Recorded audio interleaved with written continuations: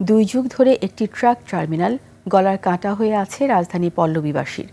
দিনরাত ২৪ ঘন্টার শত শত ট্রাক দাঁড়িয়ে থাকায় নষ্ট হচ্ছে আবাসিক এলাকার স্বাভাবিক পরিবেশ। টার্মিনালের কারণে তৈরি হচ্ছে যানজট, বেড়েছে অপরাধমূলক কর্মকাণ্ড। এলাকাবাসী দীর্ঘদিন ধরে টার্মিনালটি এখন থেকে সরিয়ে নেওয়ার জন্য দাবি জানাল নির্বিকার প্রশাসন। বিস্তারিত সঞ্জয় অধিকারী রিপোর্টে। পল্লবীর কালশী লালমাটিয়া এলাকার বাসিন্দাদের গলার কাটা হয়ে দাঁড়িয়েছে এই ট্রাক টার্মিনাল। এলাকাবাসীর অভিযোগ, টার্মিনালের আশপাশে এবং প্রধান সড়কের ওপর দিনরাত দাঁড়িয়ে থাকে ট্রাক, লরি ও কাভার্ড ভ্যান।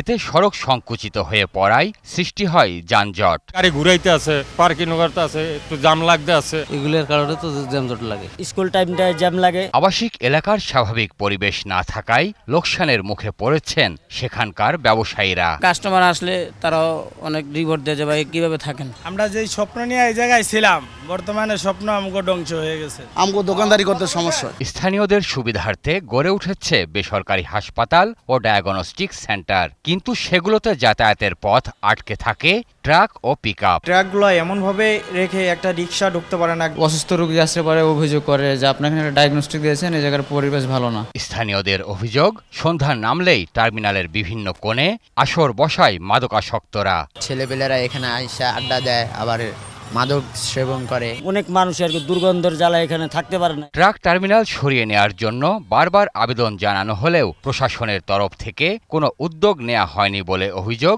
ভুক্তভোগীদের। রাস্তা আমরা 1/1 না, এই কোনো জাম লাগে জায়গা। এটা একটা অস্বাস্থ্যকর পরিবেশ শুরু করছে ট্রাকের জন্য। স্টেশনে দেখুন একটা নির্ধারিত স্থান যদি সরকারি দিত তাহলে আমাদের জন্য ভালো হইতো। কর্তৃপক্ষের ভাষ্য, ট্রাক টার্মিনালের জন্য বিকল্প স্থান নির্ধারণের প্রক্রিয়া চলমান। পিকআপগুলি দিয়ে পুরো রাস্তাটা আপনার ব্লক করে রাখে, যার কারণে আমাদের যে দৈনন্দিন যে পরিষ্কার পরিচ্ছন্ন কাজ, সুইপিং করা বা ময়লা অপসারণ করা আমাদের বাধাগ্রস্ত হচ্ছে। রেনোভেশন হবে এই রাস্তাটা, রেনোভেশন হলে আমাদের এসটিএসটাও নাকি এখান থেকে রিপ্লেস হবে। আবাসিক এলাকার স্বাভাবিক পরিবেশ ফিরিয়ে আনতে দ্রুত সময়ের মধ্যে ট্রাক টার্মিনালটি সরিয়ে নেওয়ার দাবি জানান এলাকাবাসী। সঞ্জয় অধিকারী, ২১ টেলিভিশন, ঢাকা।